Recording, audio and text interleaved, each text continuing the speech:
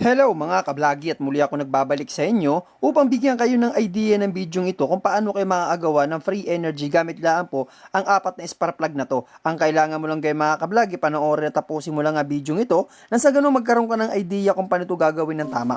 Dito mga kablagi, pinapakita po sa video ito ang apat na spark plug na gagamitin po upang magkaroon kayo ng free energy sa inyong bahay. At makikita nyo po sa video ito mga kablagi, pinag-connect lang po ang spark plug na yan at lalagyan po sa gitna ng tinatawag na magnet. At makikita nyo po sa video ito mga kablagi, ang wire po na inikot po sa pinakang magnet na yan at kuninik po sa dulo ng spark plug na yan. At makikita mo dito mga kablagi, ang connection po ng bawat isa. At makikita mo mga kablagi dito sa pinakang gitna po niyan, dyan po ikukunik ang bukilya na sa ganun magkaroon po ng tinatawag na free energy gamit po ang mga materyales na to. At makikita po ito mga kablagi, wala pong kadaya-daya po yan. Tingnan po, makikita nyo po mga kablagi, naiilaw po talaga ang isang bumbilya na yan. So yun lang mga kablagi, kung nagustuhan mo ang video ito, paki-follow and share na sa ganun magkakapulot ng mga idea ang ating mga kapwa kablagi. So yun lang mga kablagi, maraming salamat!